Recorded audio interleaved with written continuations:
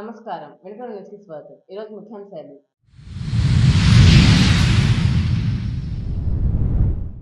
వినుకొండ పట్టణాన్ని అభివృద్ధి పదంలో నడిపేందుకు కృషి చేస్తామన్న ఎమ్మెల్యే జీవీ ఆంజనేయులు. మున్సిపల్ సాధారణ సమావేశానికి హాజరైన ఎమ్మెల్యే జీవీ.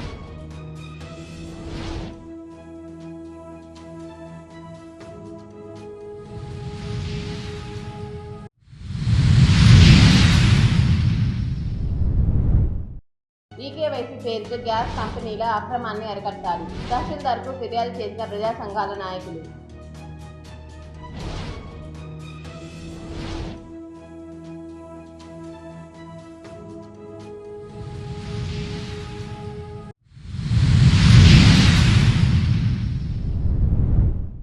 వినుకొండ పట్టణాన్ని అభివృద్ధి పదంలో నడిపించి రాష్ట్రంలోనే ఆదర్శ పట్టణంగా తీర్చిదిద్దడమే తన లక్ష్యం అని ఎమ్మెల్యే జీవీ ఆంజనేయులు అన్నారు. వినుకొండ మున్సిపల్ కౌన్సిల్ హాల్లో చైర్మన్ డాక్టర్ దస్తగిరి అధ్యక్షతన జరిగిన సాధారణ సమావేశానికి ఎమ్మెల్యే ముఖ్య అతిథిగా హాజరయ్యారు. ముందుగా ఎమ్మెల్యే జీవీ ఆంజనేయులకు చైర్మన్, కౌన్సిలర్లు, మున్సిపల్ అధికారులందరూ పుష్పగుచ్చాలతో ఘనస్వాగతం పలికి శుభాకాంక్షలు తెలిపారు. సమావేశంలో 29 అంశాలను కౌన్సిల్ ఆమోదించింది. అనంతరం ఎమ్మెల్యే జీవీ ఆంజనేయులు మాట్లాడుతూ వినుకొండ పట్టణంలో కొన్ని దశాబ్దాలుగా నెలకొన్న త్రాగునీటి సమస్యను శాశ్వతంగా పరిష్కరించేందుకు నాడు టీడీపీ హయాంలో 161 కోట్ల నిధులను ప్రభుత్వం నుండి తీసుకురావడం జరిగింది అన్నారు. ఆ తర్వాత వచ్చిన వైసీపీ ప్రభుత్వం త్రాగునీటి పథకానికి 30% వాటా చెల్లించకపోవడం వలన త్రాగునీటి పథకాలు ఆచరణకు నోచుకోగా ప్రజలు నేటికి ఇబ్బంది పడుతున్నారన్నారు. తాత్కాలికంగా కాకుండా శాశ్వతంగా త్రాగునీటి సమస్యను పరిష్కరించి శుద్ధమైన త్రాగునీటిని అందిస్తామని అన్నారు. డాక్టర్ దస్తగిరి గారికి, అలాగే మున్సిపల్ కమిషనర్ గారికి, కౌన్సిలర్స్ కు, వివిధ డిపార్ట్మెంట్ అధికారులకు, పాత్రికేయ మిత్రులకు అందరికీ పేరు పేరున హృదయపూర్వక నమస్కారాలు తెలియజేస్తున్నాను. ముఖ్యంగా వినుకొండ పట్టణాన్ని, అలాగే ఈ నియోజకవర్గాన్ని కూడా ఆదర్శంగా తీర్చిదిద్దాలి, భావితరాల భవిష్యత్తుకు ఉపయోగపడే విధంగా చేయాలి అనేది నా ఆకాంక్ష, నా జీవిత ఆశయం కూడా. ఇక్కడ ప్రజలకు ఉపయోగపడేవి నేను చేయాలనుకున్న వాటిలో ఎక్కువ మన టౌన్లోనే ఉన్నాయి. గతంలో కూడా ఇక్కడ టౌన్లో అనేక కార్యక్రమాలు ప్లాన్ చేసాం. నేను కోరేది ఏంటంటే ప్రజలు ఈరోజు రాష్ట్ర ప్రజల అదృష్టవశాత్తు, నా అదృష్టం వల్ల, మీ అందరి అదృష్టం వల్ల చంద్రబాబు గారు ముఖ్యమంత్రి అయ్యారు. గతంలో మనకి మంచినీళ్ళకి నిధులు కేటాయించినటువంటి 159 కోట్ల నిధులు శాంక్షన్ చేసినటువంటి నారాయణ గారు, అప్పట్లో మనకి కేంద్ర మంత్రి వెంకయ్య నాయుడు గారు కూడా సహాయం చేస్తున్నారు. వారి సందర్భంగా నేను గుర్తు చేసుకుంటున్నా. అప్పట్లో మన రాష్ట్ర మంత్రిగా ఉన్నటువంటి నారాయణ గారు ఇప్పుడు మంత్రిగా ఉంటాం, చంద్రబాబు గారు ముఖ్యమంత్రిగా ఉంటాం. నాకు మళ్ళీ ఎమ్మెల్యేగా పనిచేసే అవకాశం, అదృష్టం రావడం నేను చాలా సంతోషంగా భావిస్తున్నా. మన వినుకొండ టౌన్ ని బాగా అభివృద్ధి చేయాలని నాకు చాలా ఆకాంక్ష ఉంది, ఒక ఆశయం ఉంది, ఒక పట్టుదల ఉంది. నేను ఇక్కడేదో పురపాలక సంఘం మీద పెత్తనం చేయాలనేటువంటి ఆలోచన నాకు ఎప్పుడు ఉండదు. పార్టీలకు అతీతంగా అందరం కలిసి పనిచేద్దాం. అధికారులు, కౌన్సిల్ లో ఉన్నటువంటి మెంబర్స్ అందరూ కలిసి పనిచేస్తే మన వినుకొండ పట్టణాన్ని బాగా తీర్చిదిద్దుకోగలుగుతాం.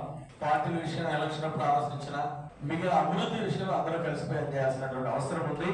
అలాగే నా దృష్టికి వచ్చినటువంటి సమస్యలు కూడా ఏమైనా ఉంటే పార్టీలకు అతీతంగా సమస్యల పరిష్కారాలను దృష్టిలో పెట్టుకుని నేను ఆలోచిస్తానని ఈ సందర్భంగా మీ అందరికీ నేను మనవి చేస్తున్నాను. ఖచ్చితంగా వినుకొండ మున్సిపాలిటీని స్టేట్ లో ఒక రోల్ మోడల్ మున్సిపాలిటీగా తీర్చిదిద్దాలనేది నా ఆలోచన.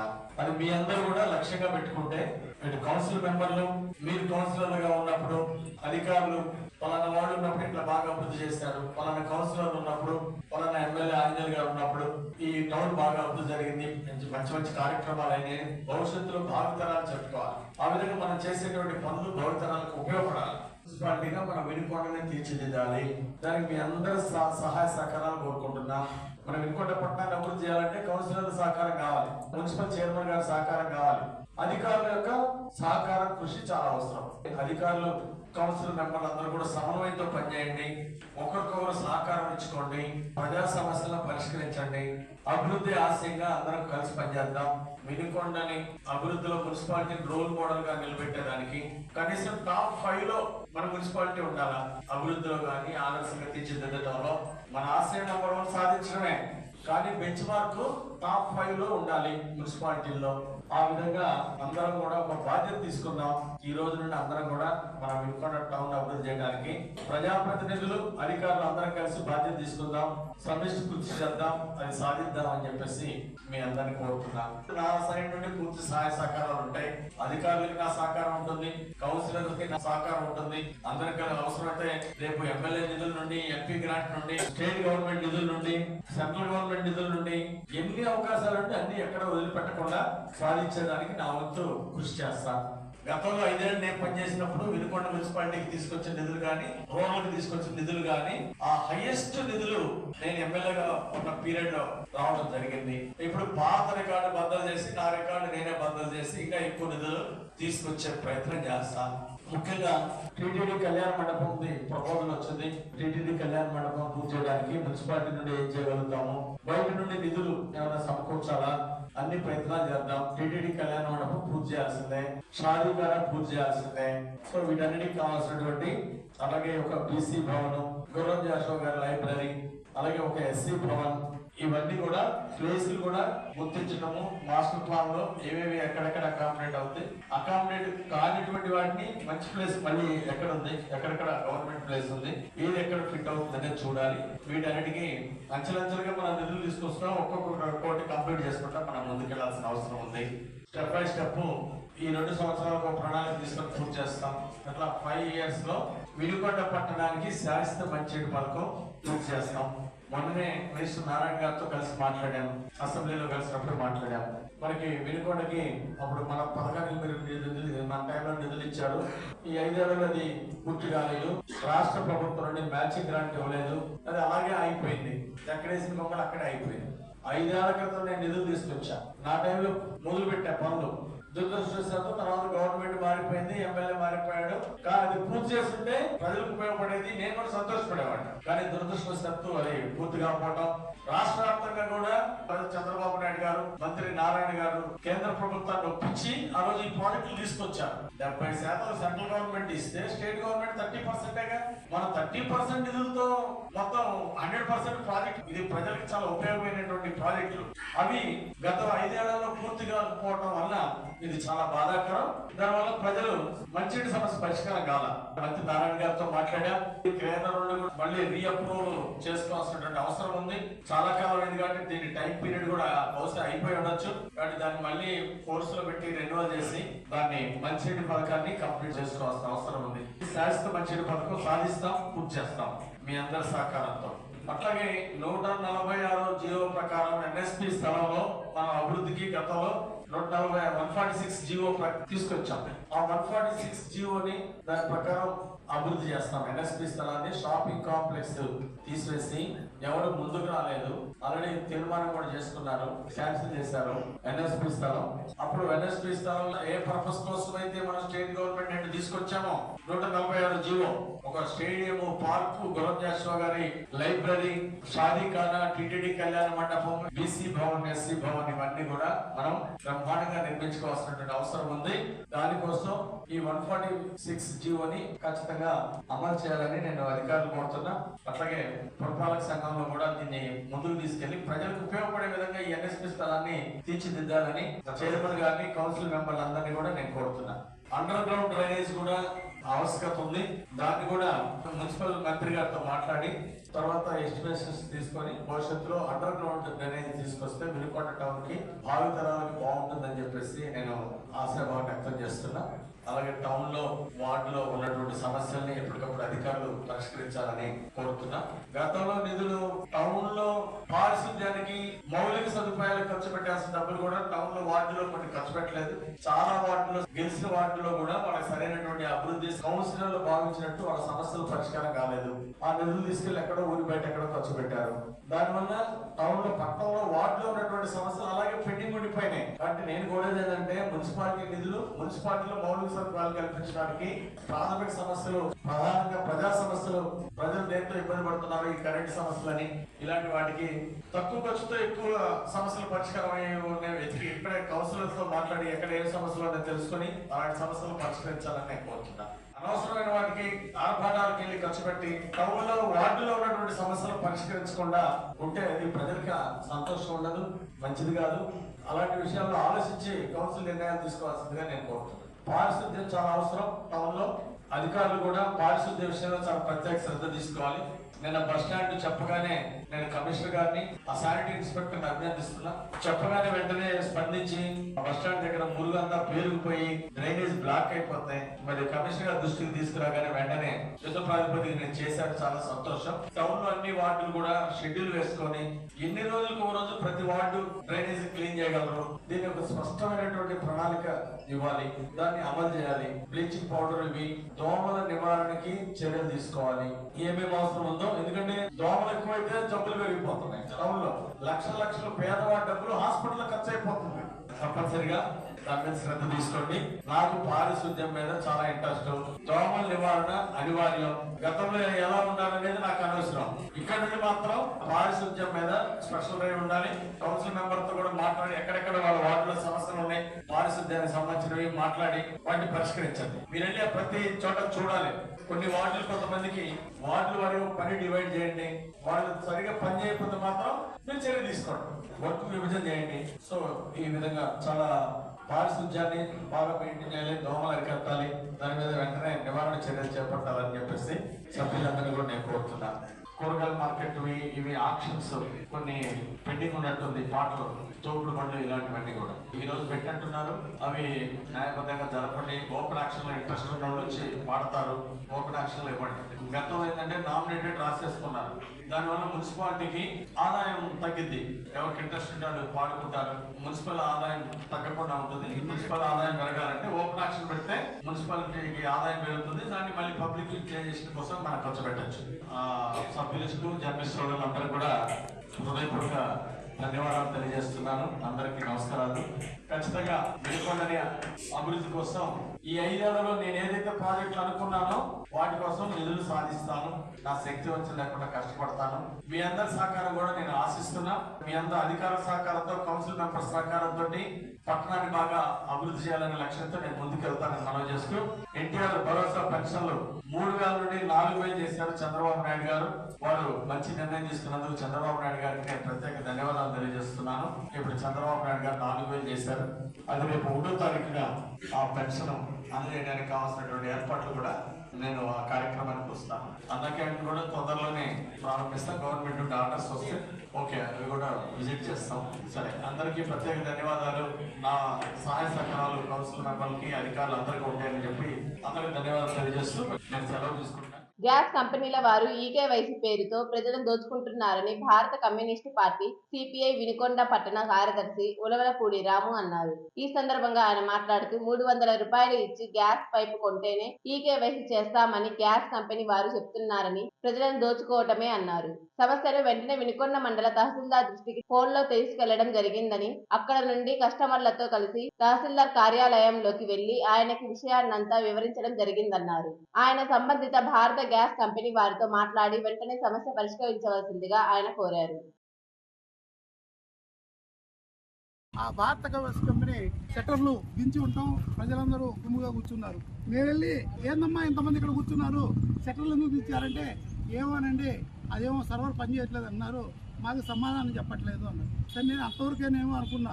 తర్వాత ఒకళ్ళు వచ్చి 300 రూపాయలు ఇస్తేనే తప్ప ఈకేవైసీ చేయట్లేదండి, కొత్త పైపు తీసుకోండి, ఇన్సూరెన్స్ అంటున్నారండి అని. మరి ఇన్సూరెన్స్ అవన్నీ కూడా మంచిదే కదంటే, మేము 2 నెలల క్రితమేనండి మా ఊర్లోకి వచ్చి మా ఇళ్లలో గ్యాస్కి పైపులు పెట్టారండి, మా దగ్గర 250 రూపాయలు డబ్బులు తీసుకున్నారండి, మళ్ళీ ఈ కేవైసీ అంటే నెలకోసారి ఈ కేవైసీ ఏంటంటే ఆ ప్రభుత్వం ఇచ్చే 3 గ్యాస్ సిలిండర్లు వీళ్ళకీయడానికే సరిపోతాయని పేద ప్రజలు ఆవేదన వ్యక్తం చేయడం జరిగింది. సరే అదేందని అడుగుదామంటే అటు సమాధానం చెప్పేవాడు కూడా లేడు. వీళ్ళు ఎవరైనా ప్రశ్నిస్తే వీళ్ళని పట్టించుకునే నాదుడు కూడా లేడు. సరే నేను స్థానిక తహసీల్దార్ గారికి, వినుకొండ ఎంఆర్ఓ గారికి ఫోన్ చేసి సార్ ఇక్కడ ఇలా జరుగుతుందండి, మీరు ఒకసారి విజిట్ చేస్తే బాగుంటుందని చెప్పాను. చెప్తే సార్ ఏదో పని మీద ఉన్నట్టుంది, మేమే అందరం కలిసి జనాలందరం కలిసి ఎంఆర్ఓ గారి దగ్గరికి వచ్చి విషయాన్ని కూడా చెప్పడం జరిగింది. ఎంఆర్ఓ గారు విన్నారు, వాళ్ళకి చెప్పారు. మేము చెప్పేది ఒకటే, బలవంతంగా ఎవరి దగ్గర కూడా ఈకేవైసీ పేరు మీద డబ్బులు వసూలు చేయొద్దు. లేదు మీకు అలా వసూలు చేయాలి అని మీకేమైనా ప్రభుత్వ ఉత్తర్వులు ఉంటే ఆ ఉత్తర్వు కాపీలని ఒకటి బయట అందించి ఇగో మాకు ఈ ప్రభుత్వం వాళ్ళు లేదా భారత గ్యాస్ కంపెనీ వాళ్ళు లేదా ఇంకో గ్యాస్ కంపెనీ వాళ్ళు లేదా ఇంకో గ్యాస్ కంపెనీ వాళ్ళు మాకు పైనుంచి ఆర్డర్ ఉందయ్యా మిమ్మల్ని వసూలు చేయమన్నారని చెప్తే ఓకే మీరు ఇచ్చే కాపీని మేము మన పల్నాడు జిల్లా కలెక్టర్ గారికి దగ్గర తీసుకెళ్ళి ఇది నిజమేనా లేదా కాదా అనేది మేము కూడా పేద ప్రజల పక్షాన అడిగి తెలుసుకుంటాం. అది నిజమైతే సంతోషమే. నిజం కాకపోతే మాత్రం ఎవరైతే అక్రమ వసూలు చేస్తున్నారో వారిపైన కఠినంగా చర్యలు తీసుకొని వారు లైసెన్సులు రద్దు చేయవలసిందిగా భారత కమ్యూనిస్ట్ పార్టీ సిపిఐ పార్టీ పేద ప్రజల పక్షాన నూతన ప్రభుత్వాన్ని విజ్ఞప్తి చేస్తున్నాం. అలానే ప్రభుత్వ అధికారులకు కూడా మేము పేద ప్రజల పక్షాన డిమాండ్ కూడా చేస్తున్నాం. ఈ దోపిడీని ఆపి పేద ప్రజలు రక్షించాల్సిన బాధ్యత ప్రభుత్వం పైన అధికారుల పైన ఉంటుందని వెంటనే కలెక్టర్ గారు స్పందించి నిజమా అబద్ధం అనే విషయాన్ని నిప్పు తేల్చవలసిందిగా ఈ రోజు ఈ నిరసన కార్యక్రమం సందర్భంగా తెలియజేస్తూ సెలవు తీసుకుంది. ఈపూరు మండలం బొగ్గరం గ్రామం నందు జెడ్పీ ఉన్నత పాఠశాల 60 వసంతాల వేడుకలు నిర్వహించారు.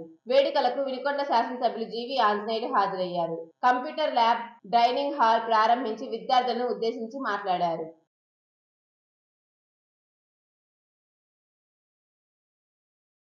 ఎన్నికల్లో పోటీ చేసిన అభ్యర్థులు ఖర్చుల పరిశీలన బృందంకు పద్దుల సమర్పణపై పల్నాడు జిల్లా కేంద్రంలో సమావేశం నిర్వహించారు. సమావేశంలో జిల్లా కలెక్టర్ బాలాజీ లక్కల్ పలు అంశాలను వెల్లడించారు.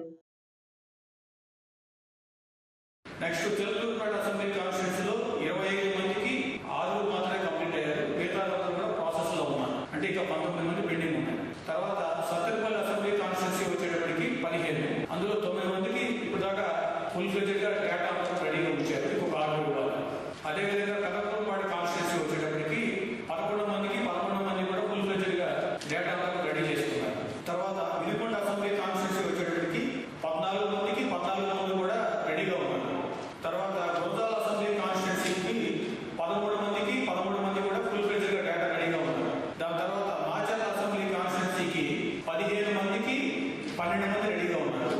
ఇంకా 3 పెండింగ్ ఉన్నారు. సో టోటల్ గా పార్లమెంట్ నుంచి అసెంబ్లీ కాన్స్టిట్యూన్సీ వరకు పల్నాడు జిల్లాలో పోటీ చేసిన అభ్యర్థులు 122 మంది. 122 మందికి గాను కంప్లీటెడ్ 89 కంప్లీటెడ్ అయ్యి ఇంకా 33 పెండింగ్. అందువల్ల ఈ 33 మంది కూడా ఎంత త్వరగా కంప్లీట్ చేసుకుంటే మనం దాదాపు 100% రీచ్ అవుతాం. అంచేత ఏ యూనివర్సిటీ అకౌంటింగ్ టీమ్ స్టాఫ్ ని కోరేది ఏంటంటే ఆల్రెడీ అబ్జర్వర్స్ రాత్రే వచ్చారు కాబట్టి ఇప్పుడు కలెక్టర్ ఛాంబర్లో ఉన్నారు. అబ్జర్వర్స్ కలెక్టర్ ఛాంబర్లో ఉన్నారు కాబట్టి సార్ వాళ్ళంతా పైకి వస్తారు. ఎవరైతే కంటెస్టెడ్ క్యాండిడేట్స్ ఉన్నారో మీకు ఏమైనా డౌట్స్ ఇంకా ఉంటే పెండింగ్ ఉండి 33 మంది ఎవరైతే ఉన్నారో వాళ్ళు ఎవరైతే ఇప్పుడు దాకా ఈ స్టేట్మెంట్స్ ఫైల్ చేయలేదో వాళ్ళు ఉంటే దయచేసి ఒకసారి చేతులు ఎత్తండి పైకి. ఒక్కొక్క క్యాండిడేట్ ఎంత స్పెండింగ్ చేశారో అది ఫైనల్ లెక్కలు అన్ని కూడా ఎలక్షన్ కమిషన్ కి పంపాల్సి ఉంటాయి. దాన్ని బట్టి ఎక్స్పెండిచర్ అబ్జర్వర్స్ ఇక్కడ రావడం జరిగింది. నెక్స్ట్ ఒక 4-5 డేస్ ఎప్పటి వరకు అయితే మీరు అందరూ అన్ని ఎక్స్పెండిచర్ డీటెయిల్స్ అందుబాటులో తీసుకొస్తారు. వాళ్ళు ఇక్కడ ఉంటారు. ఫైనల్ చేసి దానికి ఫైనల్ రిపోర్ట్ ఎలక్షన్ కమిషన్ కి పంపడానికి మనకి అవకాశం ఉంది. ఈ విషయంలో మీకు ఇది కూడా తెలుసు, ఈ జరగకపోతే మీరు కరెక్ట్ గా ఎక్స్పెండిచర్ డీటెయిల్స్ సబ్మిట్ చేసి అబ్జర్వర్ సంతకం, డిస్ట్రిక్ట్ కలెక్టర్ సంతకం, క్యాండిడేట్ సంతకం అందరూ అంగీకరించిన జరగలేని పక్షంలో నెక్స్ట్ 2 ఎలక్షన్స్ కి ఆ క్యాండిడేట్ కి అవకాశం లేకుండా కూడా పోతుంది. నెక్స్ట్ 2 ఎలక్షన్స్ మీరు డిస్క్వాలిఫై అయిపోతారు. అందుకే ప్రతి ఒక్క క్యాండిడేట్ కూడా ఈ డాటా ఇప్పుడు సబ్మిట్ చేసేసి అబ్జర్వర్స్ అంగీకరించిన ఇది ఉంటే మీరు గెలిచినా ఓడిపోయినా కూడా నెక్స్ట్ ఎలక్షన్స్ కి మళ్ళీ మీకు అర్హత ఉంటుంది. లేకపోతే గెలిచిన వాడు కూడా లేకపోతే ఓడిపోయిన వాడు కూడా నెక్స్ట్ ఎలక్షన్ అర్హత కోల్పోతారు. సో అబ్జర్వర్స్ ముగ్గురు కూడా ఈ పని మొదలు పెడతారు. కాన్స్టిట్యూన్సీ వైజ్ వాళ్ళకి కాన్స్టిట్యూన్సీస్ అలాట్ చేసి ఉన్నాయి, అది మొదలు పెట్టుకుని పూర్తి చేస్తారు. మీకు కాన్స్టిట్యూన్సీ వైజ్ క్యాండిడేట్స్ కి వాళ్ళ ఏజెన్సీ కూడా రేపటి నుంచి పిలవడం జరుగుతుంది. కాన్స్టిట్యూన్సీస్ ఎలా ఉన్నాయి ఇన్ని క్యాండిడేట్స్ చూస్తే మన జిల్లాలో నరసరావుపేట పార్లమెంట్ తో పాటు అన్ని అసెంబ్లీ కాన్స్టిట్యూన్సీస్ కలిపి 122 క్యాండిడేట్స్ ఉన్నారు.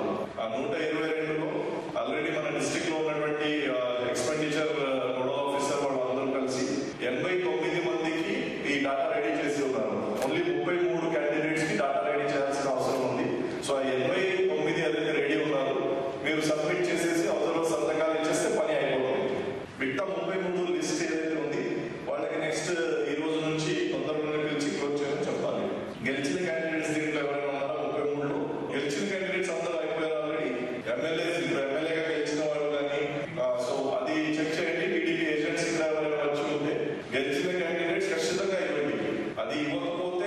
మీరు ఈసారి గెలిచిన దానికి కూడా మీకు ఆనందం పోయేలాగా ఉంటుంది. సో అది జరగకుండా చూడండి. ఓడిపోయిన వాళ్ళు కూడా ఇవ్వాలి, నెక్స్ట్ టైం ఆనందం కోల్పోకుండా ఉండాలంటే సో అది ఖచ్చితంగా మీరు ఫాలో అవ్వండి. నేను డిస్ట్రిక్ట్ కలెక్టర్ గా ఓన్లీ మీటింగ్ స్టార్ట్ చేయడమే చేస్తున్నాను. తర్వాత అబ్జర్వర్స్ గారు ఇది కంటిన్యూ చేస్తారు. నేను మీ అందరి దగ్గర నుంచి కూడా సెలవు తీసుకొని వినుకొండ న్యూస్ సమాప్తం. తిరిగి రేపటి న్యూస్లో కలుద్దాం. అంతవరకు సెలవు. నమస్కారం.